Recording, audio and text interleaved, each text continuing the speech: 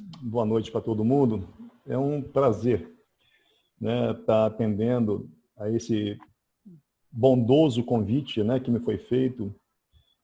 Essa é a nossa casa aqui em Aracruz, né, Grupo de Estudos Espírita Allan Kardec. Eu não sei se é a minha casa, se é um hospital, se é uma escola, se é uma oficina, o que isso aí funciona na minha vida.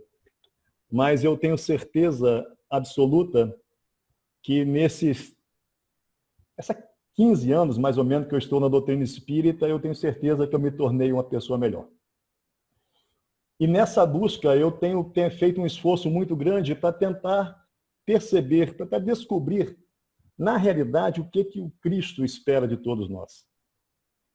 O que nós devemos fazer para que verdadeiramente os conhecimentos que a gente adquire na casa espírita, ele possa trazer para as nossas vidas o resultado que o Cristo espera. Que o Cristo veio nos visitar, veio estar conosco há 2000 anos atrás, e ele tinha em mente que essa visita iria produzir na humanidade uma modificação para melhor.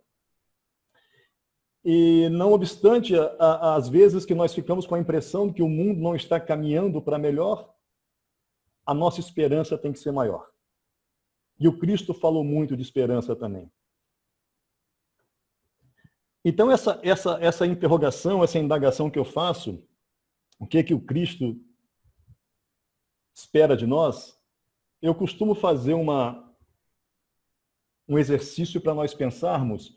Vamos imaginar que nós chegássemos hoje aí na Casa do Caminho, aí atrás do quartel de Maruípe, e Gael, quando eu chegasse lá, eu veria que tem uma fila enorme para entrar na casa.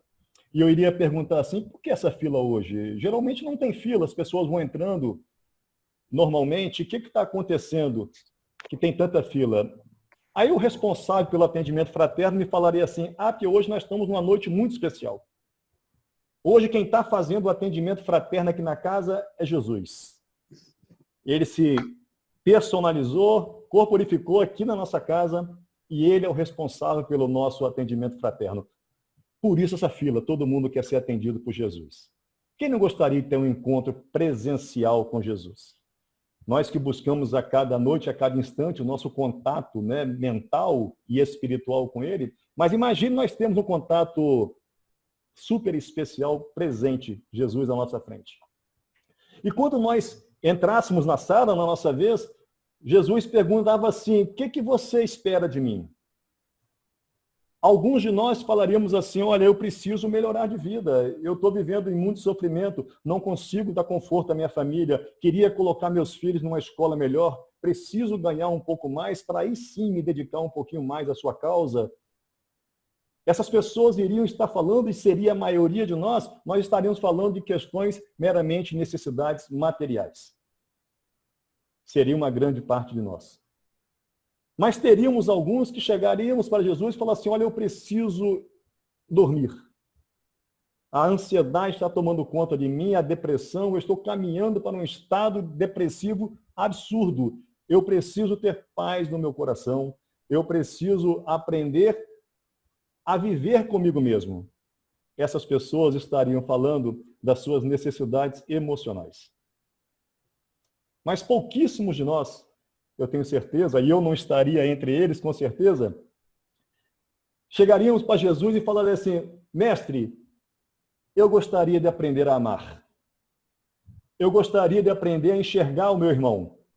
Eu gostaria de aprender a perceber a real necessidade do meu irmão. Eu queria perceber as minhas imperfeições. Nesse momento que alguém falasse isso para Jesus, ele estaria falando das suas necessidades espirituais. Porque isso tudo que eu falei aqui agora são aquisições da alma. São aquisições do espírito. São as aquisições mais difíceis de serem conquistadas. Porém, uma vez conquistadas, nós não perdemos mais. Então, com certeza, a humanidade, nesse momento em que nós estamos vivendo, ele estaria versando nessas três possibilidades. Necessidades materiais, emocionais ou espirituais. Mas por que tanta gente iria se prender nas necessidades espirituais, materiais? Falta entendimento para nós, cristãos, que convivemos com a palavra de Jesus, e o Espiritismo nos apresenta essa palavra já isenta da alegoria, isenta de qualquer sentido figurado, descortina a palavra de Jesus. Nós temos dificuldade de entendimento. Aí eu trouxe essa passagem que está em Mateus, e vocês devem conhecer, e eu quero falar para vocês que sempre que eu falo, por exemplo, a leitura de hoje é Segue-me Tu, ela é reflexiva mesmo. É para nos colocar para pensar enquanto espíritas. O que acontece nas nossas casas espíritas. Eu não estou preocupado com o que acontece nas casas evangélicas e católicas. Eu tenho um olhar primeiro para a casa espírita. E todas as vezes que eu estou falando, eu estou me propondo a realizar um estudo, né? Nós realizarmos em conjunto um estudo. Essa é uma oportunidade fantástica. Então, vocês com certeza já tiveram a oportunidade de conhecer essa passagem. Naquele tempo, disse Jesus aos sacerdotes e anciãos do povo. Reparem, Jesus não estava conversando com pessoas quaisquer. Estavam conversando com pessoas já de idade, anciãos do povo e sacerdotes. E perguntou, que vos parece? Um homem tinha 2 filhos. Dirigindo-se ao primeiro, ele disse, filho, vai trabalhar hoje na vinha. O filho respondeu, não quero. Mas depois mudou de opinião e foi. O pai dirigiu-se ao outro filho e disse a mesma coisa. Esse falou assim, sim, pai, eu vou. Mas não foi. E aí o Cristo perguntou, qual dos 2 fez a vontade do pai? Aquele que disse que ia e não foi, ou aquele que falou que não iria, mas acabou indo? Né? Logicamente, como eram pessoas esclarecidas, eles responderam. Os sumos sacerdotes e anciãos responderam, o primeiro. Nós responderíamos, o primeiro. Porque é melhor você não dizer que não vai, mas acabar indo, do que você falar que vai e não ir. Mas essas pessoas que falam que vão e não vão, somos nós. Quantas vezes nós nos dispusemos a assumir compromissos, principalmente perante o Cristo, e não vamos? E o sumo sacerdote e anciãos acharam que ele estava abafando. Eles acertaram a resposta. Mas aí o Cristo, que precisava ser firme, porque ele sabia ser firme quando precisava, ele deu uma resposta preocupante para eles. Então Jesus lhe disse, em verdade vos digo que os publicanos e as prostitutas vos precederão no reino do céu. O que o Cristo queria dizer? Nós sabemos o que é certo. Nós sabemos o que devemos fazer, mas não fazemos. Os anciãos e os sacerdotes demonstraram que ele tinha conhecimento do que o Cristo, do que a moral esperava deles. Então ele usou 2 figuras, né, dos cobradores de impostos e as prostitutas, que chegariam no reino dos céus antes deles. Jesus foi muito duro nessa hora. Mas nós temos na história do Evangelho trabalhadores que podem servir de exemplos para todos nós, que mostraram que estavam prontos. E aí eu colho 2 trabalhadores na mesma passagem que está em Atos dos Apóstolos, que são exemplos para todos nós. Essa passagem aqui vocês conhecem. Senhor, que queres que eu faça? A chegada de Paulo de Tarso, ainda Saulo, né? Na entrada de Damasco, e Saulo havia recebido a autorização do Sinédrio para que capturassem cristãos e levassem de volta para Jerusalém, né? E ele foi a Damasco, na realidade, para capturar Ananias, porque Ananias havia convertido o grande amor de Saulo, Abigail, ao cristianismo. E Saulo, ele não se conformava com isso, então ele queria achar o Ananias. E aí, quando ele chegou nas beiras nas portas de Damasco, ele literalmente caiu do cavalo com aquela luz e perguntou, quem é? E a voz falou assim, Saulo, Saulo, por que me persegues? É duro para ti resistir aos aguilhões. Por que recalcitrar, né? Você ficar enfrentando os aguilhões da vida. E nesse momento, os historiadores falam que começou a conversão do Saulo, a transformação do homem velho para o homem novo, quando ele perguntou, Senhor, que queres que eu faça? E a resposta foi, entra em Damasco, se hospeda numa hospedaria na rua da direita e uma pessoa irá ter com você e vai lhe restituir a visão. E ele foi para lá. Fez exatamente como o Senhor havia dito. Nesse intervalo, o Senhor apareceu para Ananias. E quando ele falou assim, Ananias prontamente falou assim, eis-me aqui, Senhor. Olha que bonito. Eis-me aqui. E o Senhor falou assim, Ananias, eu preciso que você vá lá na rua direita e tem uma pessoa hospedada lá de nome Saulo e você vai lá para restituir a visão dele. Ananias falou assim, peraí, deve estar havendo algum engano. Esse Saulo não é aquele que captura cristãos, joga nas arenas, mata, manda matar? É um grande inimigo da implantação do reino do Evangelho? E o Senhor falou, esse mesmo. E aí começou a lição. Ele falou para Ananias, vai, porque este é para mim um vaso escolhido, para levar o meu nome diante dos gentios e dos reis e dos filhos de Israel. Quem não quer ser um vaso escolhido pelo Cristo? Todos nós somos. Todos nós queremos ser. Olha que título. Eu sou um vaso escolhido pelo Mestre Jesus. Porque nós achamos que um vaso escolhido é alguém especial, é alguém que levará alguma vantagem, alguma coisa, que terá uma jornada mais amena. Mas o complemento desse texto vai dizer que não é bem assim. Quando ele fala, e eu lhe mostrarei o quanto ele deve padecer pelo meu nome. E quem conhece a história de Saulo, Paulo de Tarso, sabe que ninguém padeceu mais pelo nome do Cristo do que ele. Se nós estamos aqui hoje falando do Evangelho, devemos muito a ele. Então, o que o Cristo quer nos mostrar é que o Evangelho, ele na realidade, ele é de uma clareza assustadora para todos nós. Nós temos que fazer muita vontade, muita força, ter muita força de vontade para dizer que nós não entendemos o que o Cristo espera da gente. E aí vem uma pergunta.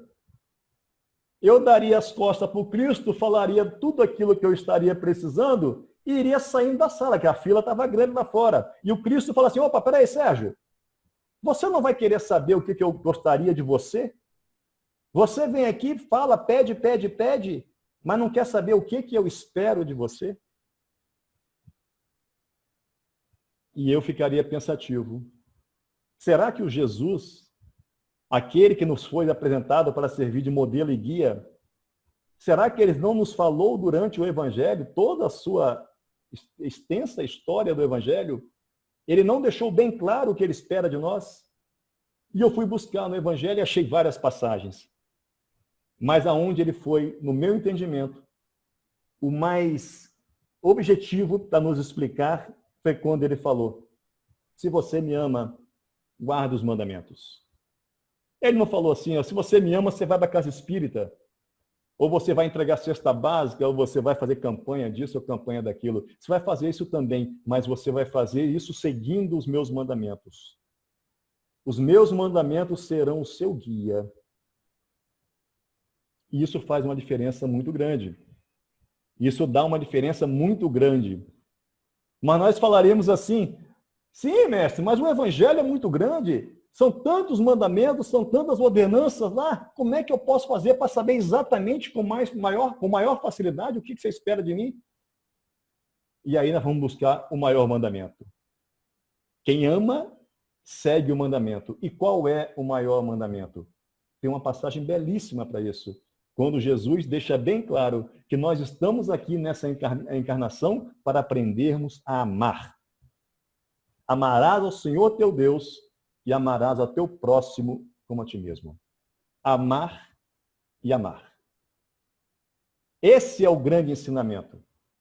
Essa é a grande tarefa que temos que fazer. Lá no Objetivos da Encarnação, da Reencarnação, no Livro dos Espíritos, quando eu tenho uma pergunta assim, que fim objetiva a encarnação? Aí a resposta fala assim, para uns é missão, para outros é expiação. e assim a humanidade vai se melhorando, mas lá no meio da resposta fala assim, a encarnação serve também para que qualquer um, todos tomem posse da parte que lhe cabe na obra da criação. Todos nós temos uma missão. Ninguém está aqui a passeio ou no turismo. Todos nós temos uma missão. Qual é a nossa missão? O que Jesus espera de nós? Aprender a amar. Esse é o primeiro mandamento. E nós vamos ver quando eu vou falar um pouquinho mais de amor, um pouco mais à frente. E para completar o ensinamento, para não haver mais dúvida mesmo, e fecha com chave de ouro e fala assim, nesses 2 mandamentos, amarás a Deus e ao teu próximo, contém toda a lei e o profeta. Quer dizer, tudo que foi dito antes de mim, tudo que foi falado, que foi escrito antes de mim, pode ser resumido em amarás a teu Deus e amarás a teu próximo. Nós estamos aqui para aprender a amar. E esse mandamento resume essa necessidade de aprendizado. E Jesus, com isso, ele deixa bem claro para nós que ele não espera que a gente venha aqui repetir a encarnação e saia daqui dessa encarnação exatamente igual, repetindo os mesmos erros, dentro dos mesmos padrões, repetindo as mesmas falhas, acreditando no mesmo conjunto de valores, principalmente valores espirituais. E Jesus deixou bem claro quando ele falou assim, porque se vocês só amarem quem ama vocês, qual será a vossa recompensa? Se apenas os vossos irmãos, se você saudar só quem te saúda, o que você está fazendo de especial nisso? Jesus quer dizer que ele espera de nós, cristãos, e eu falo para nós, espíritas cristãos, que nós façamos da nossa encarnação algo diferente do que vimos fazendo há tanto e tanto tempo. Enquanto nós não nos transformarmos o nosso foco da nossa encarnação, e eu vou falar isso mais à frente, né, nós vamos repetir padrões.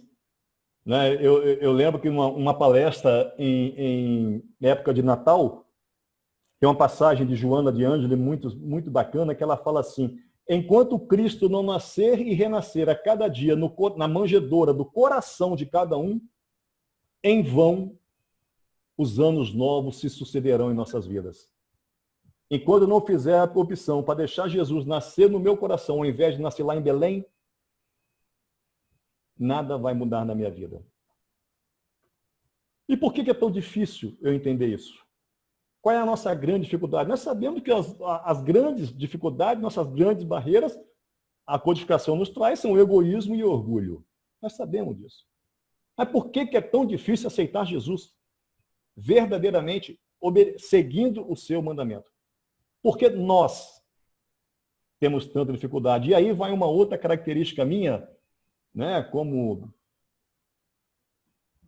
coordenador de bate-papo, né, que expositor, vocês são muito gentis falando isso, mas expositor de bate-papo, eu tenho uma necessidade muito grande de falar do Evangelho.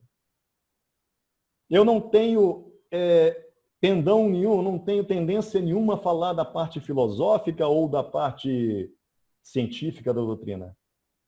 A minha necessidade, talvez porque eu preciso escutar, é falar do Evangelho. Então, essa pergunta, por que é tão difícil, ela deveria ser feita assim.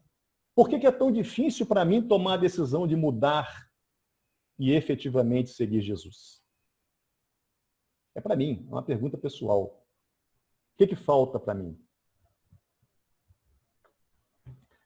Questão 909 do Livro dos Espíritos, uma questão muito famosa no meio espírita, quando o Santo Agostinho dá uma contribuição muito grande, mas essa pergunta, ela serve para elucidar muito isso que nós estamos falando. Kardec perguntou, poderia sempre o homem, pelos seus esforços, vencer as suas más inclinações? E eu destaquei aqui o sempre. Sempre. O negócio, quando é sempre, é muito sério. É muito sério. Poderia sempre nós, nos valendo dos nossos esforços individuais, vencermos as nossas más inclinações? A resposta foi categórica, sim. e frequentemente fazendo esforços muito pequenos. O que falta é a vontade. Quão poucos de vós, dentre vós, fazem esforços? Nós não estamos ainda na qualidade de fazermos esforços. Missão dos Espíritos, ditada por Erasto, ele fala, é a hora de sacrificar as nossas vaidades à divulgação da doutrina espírita. É a hora de sacrificar as futilidades, o nosso tempo, o nosso amor, tudo em função da divulgação. Nós estamos fazendo isso hoje. O que lhe falta é vontade. E como essa palavra vontade aparece, né, no livro dos Espíritos e no livro dos Médiuns, aparece muito. Relação da vontade dirigida. É preciso perseverar, acreditar, continuar fazendo, fazer para aprender. Duas passagens que nos convidam a fazer isso, no livro que eu vou citar mais à frente agora, que é um livro que eu sou apaixonado por ele, que chama Paulo e Estevão. Quando, no momento de desânimo de Paulo, Abigail aparece para ele, ela já no plano espiritual, e fala assim, o que é isso? Choras? Está desalentado quando a tarefa apenas começa? Isso acontece com a gente. Às vezes nós nos damos o direito de estarmos cansados e a tarefa está apenas começando. O campo está semeado, o arado está pronto. Semeai. E nós, às vezes, deixamos para depois. E esse deixa para depois, e fazendo um link com a leitura inicial, quando as pessoas observam o trabalho do outro, vem uma outra passagem também, Livro dos Espíritos, capítulo 20, os trabalhadores da última hora, na mensagem de Constantino, que chama Os Últimos Serão os Primeiros, ele fala assim, bons espíritas, meus bem-amados, todos vós sois trabalhadores da última hora. Nós adoramos sermos chamados de trabalhadores da última hora. Todos vieram quando chamados. Aí é o detalhe, uns mais cedo, outros mais tarde, mas há quantos e quantos séculos o Senhor vos chamava para a sua vinha sem que aceitasses o convite. Leiam essa lição, Constantino, os últimos serão os primeiros, capítulo 20, Evangelho segundo o Espiritismo. Ela nos descreve. Há quanto tempo o Cristo está esperando por nós e eu falo, eu vou e não vou. Eu falo, Jesus, conte comigo. Ele falou, opa, agora vai. E não vai. E encarnação após encarnação, o convite chega. E nós não vamos. Mas o Evangelho nos dá algumas dicas, né? Alguns lembretes, algumas coisas que nós podemos nos apegar, nos agarrarmos fortemente de como nós conseguimos perceber o que Jesus espera de nós. Meus discípulos serão reconhecidos por muito me amarem. Aqui Jesus está falando. Lembra que eu falei para vocês do amor, amar ao próximo, amar a Deus? O exercício do amor? Vocês só poderão ser reconhecidos como meus discípulos se vocês se amarem. Se vocês verdadeiramente se amarem. Se vocês estiverem apenas convivendo, vocês ainda não entenderam o que eu espero de vocês. É preciso amar. Aquela música é excelente, né? É preciso amar como se não houvesse amanhã, porque na realidade não há. É hoje. Todo aquele, pois, que ouve essas palavras e as põe em prática, será comparado a um homem prudente que edificou a sua casa sobre a rocha. Nós já não... O mundo, a seara de Jesus, já não permite mais que nós tentemos buscar trabalhadores, buscar pessoas que possam entender a doutrina espírita através de palavras. Nós temos que colocar em prática. Lembremos de Francisco de Assis, quando ele falou: pregue sempre o Evangelho. Se for preciso, use palavras. Se for preciso. O que Paulo falou, que nós temos que nos tornar cartas vivas do Cristo. Que as pessoas reconheçam em nós o Evangelho. É isso que o Cristo espera de nós. Que sejamos, que venhamos entender, cada um no nosso tempo, o que ele verdadeiramente espera de nós. Primeira carta de Pedro: tende ardente amor uns para com os outros, porque o amor cobrirá multidão de pecados. Nós cremos verdadeiramente nisso? Eu acredito. Se eu não acreditasse nisso, eu não estaria há 7 para 8 anos trabalhando dentro dos presídios com o Fiorido. Tem uma casa aí perto de vocês, o NEIM. Eu coordeno o grupo de assistência espiritual dos presídios aqui, no presídio aqui em Aracruz. Se eu não achar que se eu conseguir fazer que o amor surja no coração de cada um deles e que esse amor poderá cobrir uma multidão de pecados, de imperfeições, né? Que a gente não utiliza a palavra pecado, de imperfeições, de erros, eu não estaria lá. Eu não estaria lá. E esse é um dos maiores ensinamentos de Jesus, mas que infelizmente foi tirado dos evangelhos, mas permaneceu apenas em Lucas 21. E é o grande ensinamento que pode mudar a nossa vida. Quando ele fala, o reino de Deus está dentro de vós. Se nós quisermos encontrar Jesus, se nós quisermos encontrar a porção divina, vós sois deuses, filhos do Altíssimo, todos vós.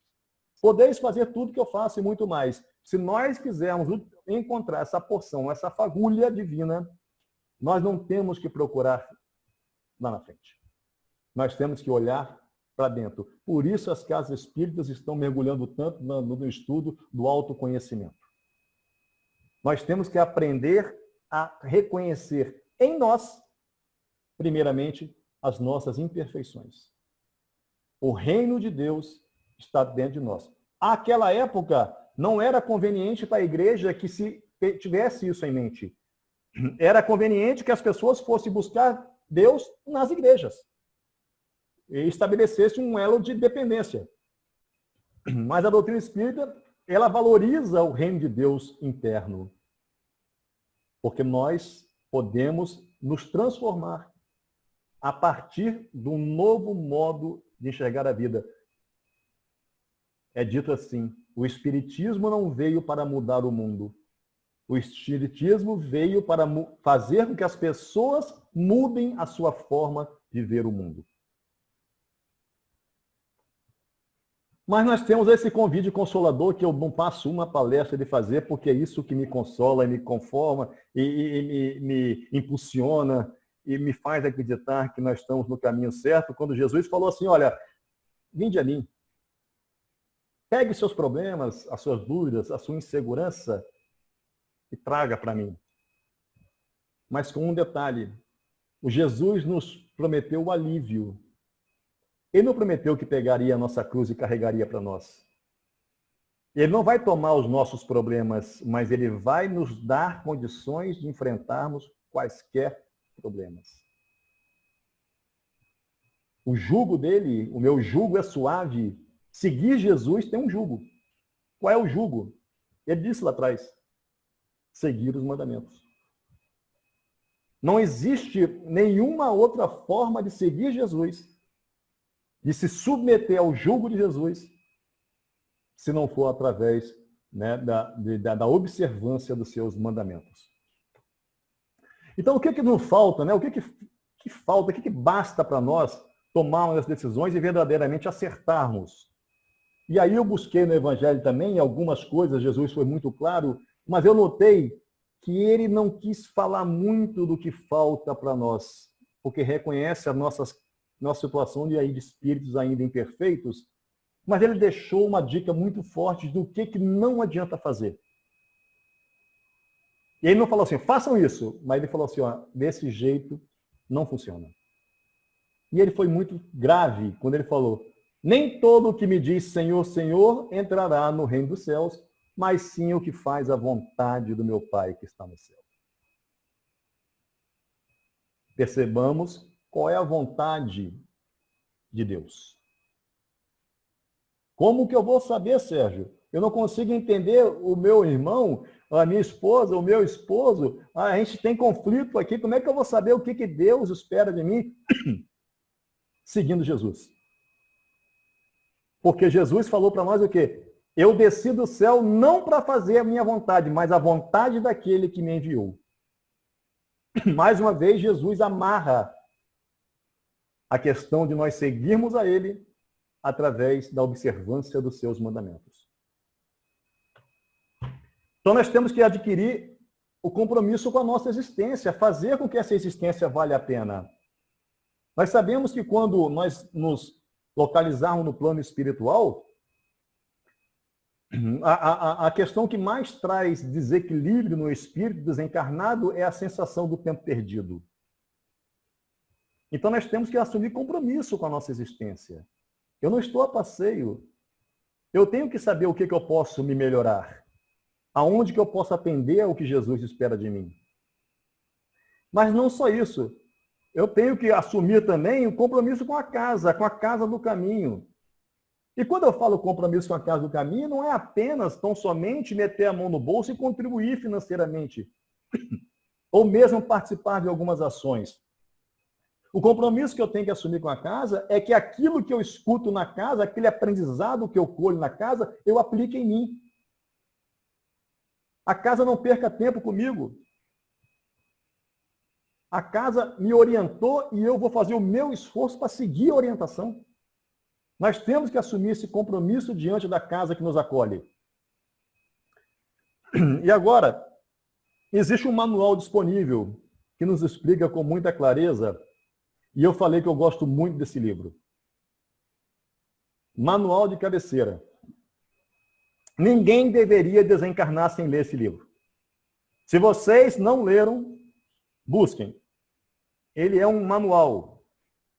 Durante muito tempo, eu achava que o livro Memória do Suicida era o melhor que eu iria ler.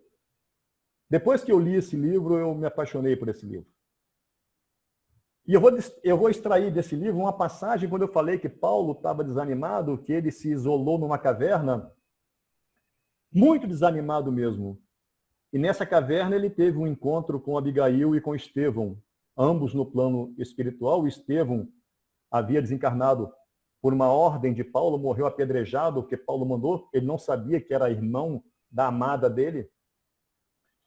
E nessa passagem vem 4 orientações básicas e fundamentais da construção, né, desse arcabouço de conceitos para nós entendermos Jesus. Me permitam que eu vou ler. Abigail, por sua vez, apertava-lhe as mãos com imensa ternura. O ex-rabino desejaria prolongar a deliciosa visão para o resto da vida, manter-se junto dela para sempre, e ela já é desencarnada. Contudo, a entidade querida esboçava um gesto de amoroso adeus.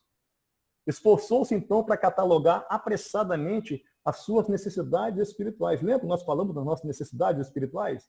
Desejou de ouvi-la relativamente aos problemas que o defrontavam. Ansioso, Saulo alinhava mentalmente grande número de perguntas. Pô, quem não teria, né?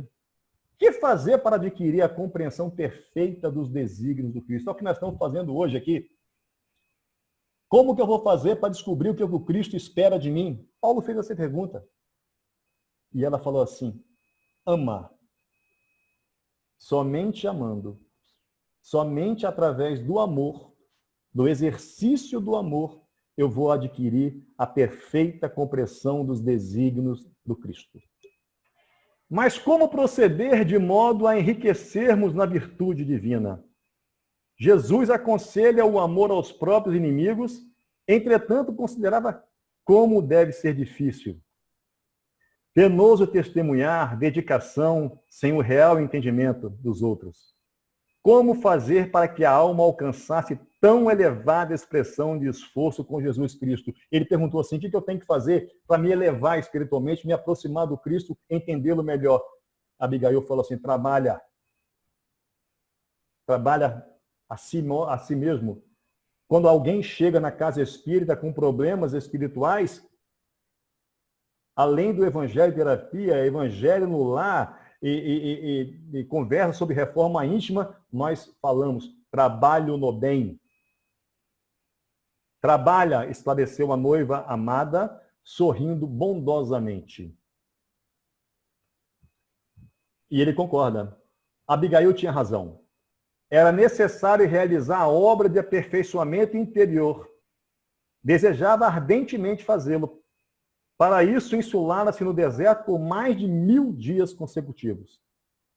Todavia, voltando ao ambiente do esforço coletivo, em cooperação com antigos companheiros, acalentava sadias esperanças que se converteram em dolorosas perplexidades. Que providências adotar contra o desânimo destruidor? Quem é dirigente de casa espírita ou de algum departamento, sabe que às vezes nós vamos nas reuniões, nos entrar, né, federação e tudo, e a gente escuta tanta coisa boa, tanta coisa que pode ser feita, a gente volta com um ânimo super renovado para nossa casa. E às vezes chegamos na nossa casa e encontramos o povo assim. É o que Paulo está falando.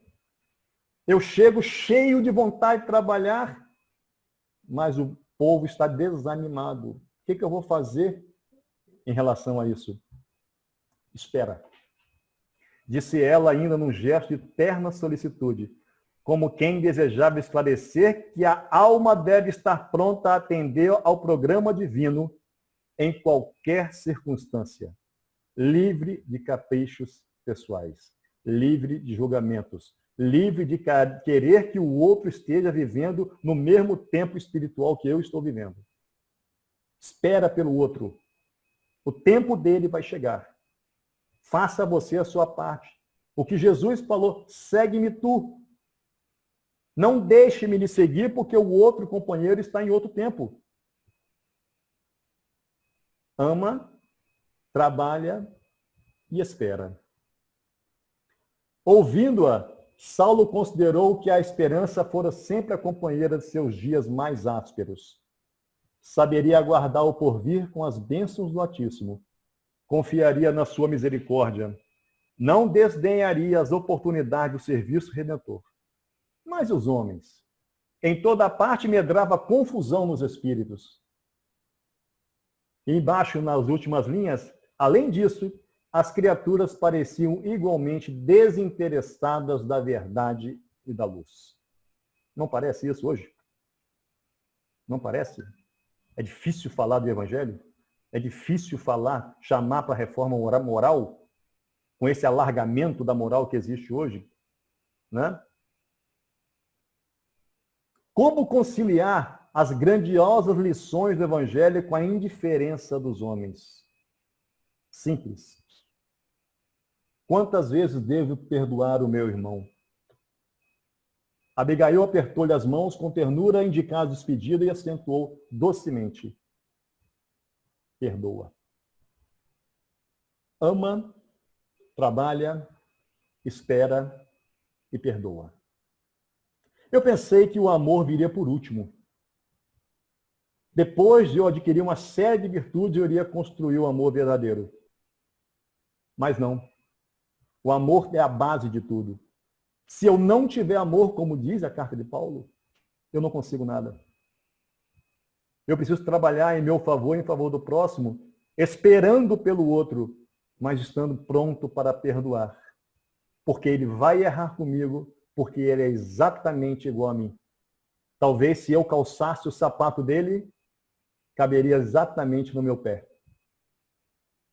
Então não posso julgar. Missão dos espíritas, vem falar sobre um pouquinho sobre isso também para nós, quando fala, e depois levai a palavra divina aos grandes que a desprezarão, aos eruditos que exigirão provas, aos pequenos e simples que aceitarão. Esse é o nosso público. Esse é o nosso público. Quando Paulo falou, estou desanimado, se eu tivesse lá, o Espiritismo já tivesse sido codificado, eu falaria, Paulo, leia a missão dos espíritas, é assim mesmo. O sonho de Paulo era ir pregar na Grécia, lá em Atenas, na alta intelectualidade, e ele foi absolutamente ignorado. Por quê? Principalmente entre os mártires do trabalho desta aprovação terrena, encontrareis fervor e fé. Pequenos e simples. Então nós vemos que ama, trabalha, espera e perdoa. É um manual, né, para nós seguirmos em nossas vidas. Estamos chegando ao final e eu gostaria de destacar duas passagens apenas do livro O Amor Jamais Te Esquece, de André Luiz Ruiz. Se não me engano, Espírito Lúcio. Ele narra o encontro de Zacarias com Jesus. E Zacarias muito desanimado, porque Jesus falou para ele que já sabia de tudo que ia acontecer com ele. Qual seria, né, a aprovação que ele ia ser exposto. E Zacarias falou assim, mas então o que eu vou fazer? E Jesus fala assim, se observares bem, Zacarias, somente envolvidas pela escuridão é que brilham as estrelas. Eu venho em nome do meu Pai, acender as estrelas que estão no coração dos meus amigos, não para que se apaguem ao sabor da primeira brisa. Quando a tempestade ataca as paisagens, parece que elas, as estrelas, se afugentam. No entanto, acima das nuvens, elas velam, pacientes, esperando a tormenta caprichosa passar, a fim de que volte a se mostrar com seu brilho fiel e perseverante. Lembra do vinde a mim? Às vezes nós achamos que nós estamos sozinhos. Mas ele está falando que acima das nuvens ainda pairam as estrelas. A hora que nós tirarmos essa nuvem de preocupações de nós vamos voltar a enxergar a providência divina. E a outra passagem, quando fala do nosso trabalho, há pessoas que pensam que belos discursos podem alterar almas. Põe-se a falar de belas ideias com belas palavras, como se pregassem do alto de uma colina aos miseráveis do vale lá embaixo. Se nós queremos trabalhar em favor do Cristo, nós temos que levantar da cadeira e rumarmos em direção à miséria. Já foi o tempo que nós ficávamos em nossas casas esperando que a miséria batesse a nossa porta. Um país católico tão grande, um país cristão tão grande, nós não poderíamos andar pela rua saltando mendigos quando deitados nas calçadas. Não haveria fome. Estes os escutam, mas não seguem. Porque são pessoas que falam de longe. Estão cansados e feridos demais para subir a montanha. Assim, Zacarias, quando pretendemos ser instrumento do bem, precisamos do valer das armas do bem e descer ao vale da maldade. Por onde começar essa transformação nossa? Por onde começar a entender o que Jesus espera de nós? Abra a sua casa para Jesus. Evangelho no lar. Mas não só isso. Cultive bons pensamentos, boas ações. Abra a sua casa para que o mestre possa ali pernoitar. Abra seu coração para Jesus. Permita que Jesus nasça e renasça a cada dia no seu coração. Nós precisamos ter intimidade com Jesus. Jesus, ele precisa ser íntimo. Nós só entendemos bem aquelas pessoas com as quais nós temos intimidade. Enxergue as oportunidades de trabalho. Às vezes nós falamos assim, eu faria, mas não aparece nada, ou então ninguém me convida. Eu gostaria de trabalhar na casa, mas a casa é uma panela. Enxergue todas as oportunidades que a providência divina te oferece. Enxergue o próximo. A passagem que nos mostrou quem é o nosso próximo, né, o do bom samaritano, é uma passagem lindíssima, quase 2 folhas que Jesus utilizou para mostrar para nós quem é o nosso próximo. E eu acho que nós ainda não entendemos. Tenha coragem e perseverança, porque para mudar é preciso coragem. Lembra que nós falamos lá, né? É preciso perseverar. Então, respondendo essa pergunta, o que Jesus espera de nós, nós poderíamos resumir assim. Ele espera que nós nos amemos mais e de forma diferente. A qualidade do nosso amor precisa ser diferente. Nós precisamos amar como Jesus quer que nós amemos. Lembra dessa passagem também? Capítulo lá do Evangelho? Se vos dizeis espírita, bem-aventurados, misericordiosos, capítulo 10, se vos dizeis espírita, sede-o. Esqueça todo o mal que tenha feito com você e não pense senão no bem que você pode fazer em troco. Nós queremos ser espíritas, mas não podemos ser espíritas como se o Evangelho fosse um self-service. Isso aqui eu quero, isso aqui eu vou deixar para depois. Isso eu não gosto. O mandamento ele é muito coerente. A doutrina espírita ela é muito coerente. Eu não sei, essa palestra geralmente eu encerro com um vídeo, mas eu não sei se sai áudio quando eu boto o vídeo, então eu vou encerrar por aqui. Mas ele é muito interessante, que eu encerro com a música Fim dos Tempos, de Cabete, na súplica que fala: vem Jesus, né, ficar perto de nós, acabe com as guerras, com a fome, né, exterminando a dor e fazendo calar os canhões. Agradeço muito a vocês, muito obrigado pela oportunidade. Espero de coração ter atendido a expectativa da casa, a dimensão, né, e o respeito que os seus frequentadores merecem. E fico à disposição de vocês, né, caso seja uma praxe da casa, algumas casas trabalham assim, para nós continuarmos, né, nesse bate-papo. Obrigado, gente. Muito obrigada. Nós agradecemos da Casa do Caminho. Foi muito boa a palestra.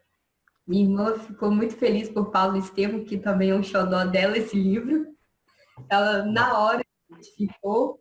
Eu me emocionei muito também com aquela passagem dele no deserto. E agradecemos muito. Eu ainda estou um pouco emocionada. Alguém gostaria de estar fazendo alguma colocação, alguma pergunta? Esse é o momento, está aberto o microfone. Vocês podem destravar o microfone de vocês e fazer os comentários. Não quer dizer que eu vá saber responder, né? Mas tem ajuda, e peço ajuda aos universitários. Sérgio. Pois não. Você está me ouvindo? Estou ouvindo. Sua sogra. Ei, parabéns. Obrigado, Parabéns. Parabéns. Dona Marieta era frequentadora do Jerônimo Ribeiro, lá em Vila Velha. Comecei na Casa do Caminho.